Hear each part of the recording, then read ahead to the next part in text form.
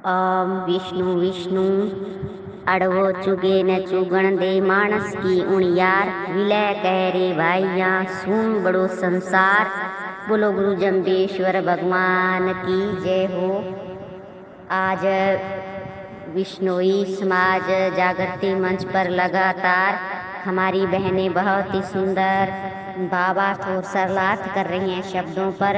आज तक हमने 60 शब्द पूरे कर लिए हैं और बहनों ने बहुत ही सुंदर सुंदर भावार्थ सरलार्थ किए। अपने गुरु जम्बेश्वर भगवान की वाणी को पूरी तरह से हम समझने का प्रयास कर रही हैं। तो सभी आदरणीय बहनों का बहुत बहुत धन्यवाद। कल जो 60 नंबर शब्द में गुरु जम्बेश्वर भगवान बता रहे हैं अपने जिज्ञासुओं को, जब जिज्ञासुओं ने पूछा था कि गुरु महाराज आप राम रूप में थे, तब लक्ष्मण जी को जो शक्ति बाण लगा था उस वक्त आपको कैसा महसूस हुआ था। तो ये गुरु महाराज अपने जीवन के बारे में, उस राम रूप के बारे में बता रहे थे कि वो मेरे लिए बहुत ही दुखदाई समय था और ऐसा दुख और कोई हो नहीं सकता। तो 60 नंबर शब्द में तो गुरु महाराज ने दुख के बारे में बताया था कि लक्ष्मण को जब बाण लगा था तब जो दुख मुझे हुआ वैसा दुख और उससे कोई और दुख हो नहीं सकता, और सारे दुखों के बारे में गुरु महाराज ने वर्णन किया। लेकिन आज शब्द नंबर 61 है और आज शब्द नंबर 61 पर गुरु महाराज ने दोषों के बारे में बताया है कि एक तरीके से ये 3 शब्द है एक साथ, 60, 61 और 62। इन तीनों में गुरु महाराज ने बहुत ही सुंदर ज्ञान दिया है। अगर हम समझे तो समझने का हम पूरा प्रयास करते हैं कि गुरु महाराज ने इन तीनों शब्दों में जो है हमें कौन सा संदेश दिया है। कि पहले में तो दुख व्यक्त किया था और दूसरे में हमें दोषों के बारे में बताया है गुरु महाराज ने कि राम रूप में जो दोष बताए गए यहाँ पर उसके बारे में गुरु महाराज बता रहे हैं, और तीसरे में उन दोषों का निवारण भी बताएंगे। तो आज शब्द नंबर 61 है और 61 पर गुरु महाराज हमें बहुत बड़े ज्ञान की बात यहाँ बता रहे हैं कि राम रूप में जब राम जी को शक्ति का बाण लगा था तब गुरु जम्बेश्वर भगवान कहते हैं कि उस वक्त राम के लिए बड़ा दुखदाई समय था और वो विचार कर रहे थे। और विचार मंथन में जब हनुमान जी ने जड़ी जो संजीवनी बूटी ला कर दी थी और संजीवनी बूटी से जो इलाज चल रहा था लक्ष्मण जी का, तो वे अर्ध चेतना में थे उस वक्त जब राम जी उनको ये शब्द सुना रहे थे। और ये जो हमारे जीवन में भी एक बार हम देखें तो ये जो दोष यहाँ पर बताए गए गुरु जम्बेश्वर भगवान ने, तो ये दोष हमें भी कभी नहीं करना चाहिए, क्योंकि जाने अनजाने में हमसे भी अपने जीवन में बहुत सारे दोष होते हैं। तो ये दोष हमें भी नहीं करना चाहिए, इन दोषों से हमें भी बचना चाहिए। जो ये दोष थे ये लक्ष्मण जी ने नहीं किए थे, लेकिन हमारे जीवन में ये बहुत मूल्यवान बात बताई गुरु जम्बेश्वर भगवान ने कि हमें इन दोषों से बचना चाहिए। तो यहाँ पर जो शब्द नंबर 61 है हमें बहुत बड़ा ज्ञान दे रहे हैं। हमारे लिए ये बहुत प्रेरणादायी शब्द है कि ओम केते कारण क्रिया चूक्यो केते सूरज सामो थूक्यो केते उबे का समाजा केते छान तीनों का खेचा।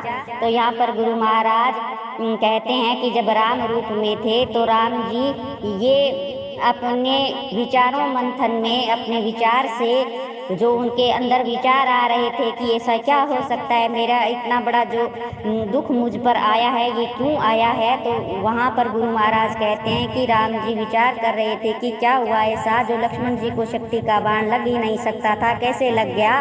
तो यहाँ पर गुरु महाराज जो एक कारण क्रिया की बात कर रहे हैं। हमारे जो आचार विचार होते हैं कहीं उनसे हमसे कोई धर्म तो नहीं छूट गया, हमसे कोई धर्म के प्रति जो हमारा एक कर्तव्य है कहीं वो तो कम नहीं हो गया।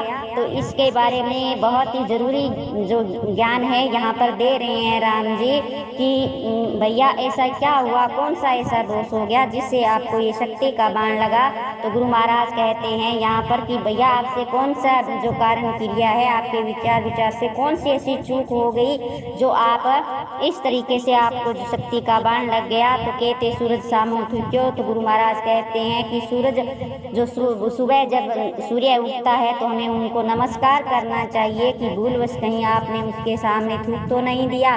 तो ये जो दोष बताए जा रहे हैं ये हमारे लिए बहुत जरूरी है कि हम अपने जीवन में सचेत रहें, ऐसे दोष हमसे कहीं ना हो जाए। तो कहते उबे कांसा मांजा, कहते छान तीनों का खींचा। तो गुरु महाराज कहते हैं कि खड़े होकर जो बर्तन मांजते हैं, बर्तन साफ करते हैं, वो नहीं करना चाहिए। कहते छान तीनों का खींचा, यानी गुरु महाराज लक्ष्मण जी के प्रति ऐसी ये जो एक विचारधारा चल रही थी राम जी के मन में कि कौन सा इनके अपने जो जीवन में है वो कौन सा ऐसा दोष हो गया होगा। तो गुरु महाराज कहते हैं कि राम जी पूछ रहे हैं लक्ष्मण जी से कि आपने जो कहते छान तीनों का खींचा, किसी गरीब की झोंपड़ी में आपने जो तिनका है जो हम बिखेर देते हैं, एक तरह से ये घर को उजाड़ने वाली बात होती है कि आपने वो कार्य तो नहीं कर दिया, कहीं वो दोस्त तो आपको नहीं लग गया। और आगे कहते हैं कहते ब्राह्मण निमित बोड़िया, कहते आवा कोरम बचोरिया, कहते बाड़ी का बनफल तोड़िया, कहते जोगी का खप्पर फोड़िया। तो यहाँ पर गुरु महाराज कहते हैं एक ब्राह्मण को निमंत्रण देकर भी हम भोजन नहीं करवाते, ये भी अपने में एक बहुत बड़ा दोष है। और जो गढ़े कुमार के लिए जो आवा कोरम बचोरिया यानी कुमार के गढ़े को चुरा ले कोई, तो ये भी एक दोष है। और बाग बगीचे से जो फल बिना पूछे हम तोड़ लेते हैं, ये भी एक दोष है। और योगी का खप्पर फोड़ा, यानी कि कोई भिखारी कोई योगी हमारे घर आ जाए तो उसका भी जो गुरु महाराज कहते हैं कि उसका भी जो कहते हैं गुरु महाराज कि योगी का खप्पर जो भिखारी आता है उसका बर्तन हमें नहीं तोड़ना चाहिए। तो कहते ब्राह्मण का तागा तोड़िया, कहते बेर विरोध धन लोड़िया, कहते सुआ गाय का बच्चा बिछोड़िया, कहते चरती पीती गऊ बिडारी।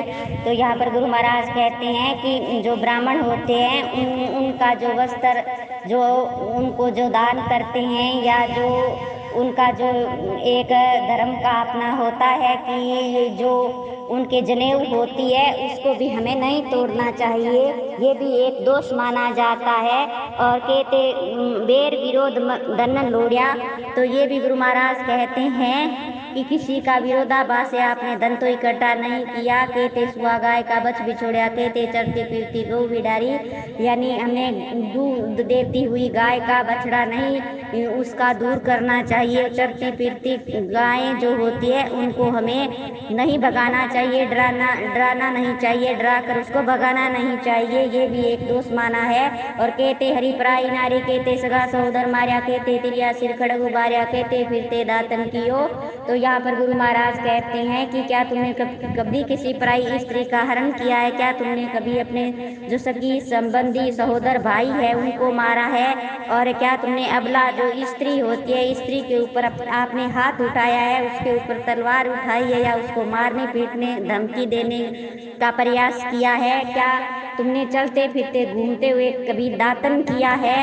तो ये जो दोष बताए जा रहे हैं ये भी हमें अपने जीवन में कभी नहीं करना चाहिए। हमारे लिए भी ये एक गुरु महाराज ने एक संकेत दिया, एक बहुत अच्छी ज्ञान की बात बताई कि दोष कितने प्रकार के होते हैं और ये 18 दोष अपने जीवन में हमें कभी भी नहीं करने चाहिए। और कहते रन में जाए दो दियो, कहते बाट कूट धन लियो, किसे सरापे लक्ष्मण हयूं।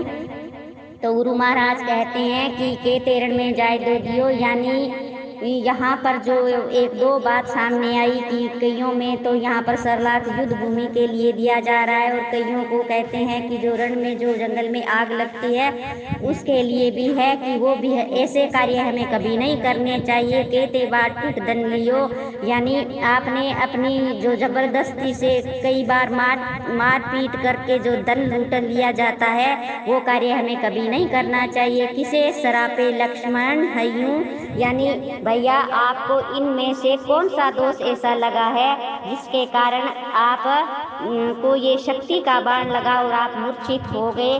तो यहाँ पर पहले शब्द में बहुत सुंदर बात आई थी, वहाँ पर जो राम जी कहते हैं कि मेरा भाई निर्दोष है। और क्योंकि लक्ष्मण जी को कोई 14 वर्ष का वनवास लक्ष्मण जी को नहीं हुआ था, ना ही सीता जी को हुआ था। सीता जी अपने जो पति का धर्म निभाने के लिए साथ आए थे और जो लक्ष्मण जी है अपने भाई की सेवा ही उन्होंने सर्वोपरि मानी, क्योंकि विष्णु परमात्मा, विष्णु भगवान का साक्षात रूप जो राम जी थे, तो उनकी सेवा में ही अपने आप को लक्ष्मण जी ने उत्तम माना और हमेशा उनकी सेवा में ही रहे। तो यहाँ पर जो राम जी का एक ये भी दुख था कि अगर मैं सीता को भी मैं ले जाऊंगा और मैं लंका को भी जीत लूंगा और रावण को भी मार दूंगा, इन सब को करने के बाद मैं वापस जब अयोध्या जाऊंगा तो अपनी माँ सुमित्रा को और उर्मिला जी को मैं क्या बताऊंगा, क्या कहूंगा।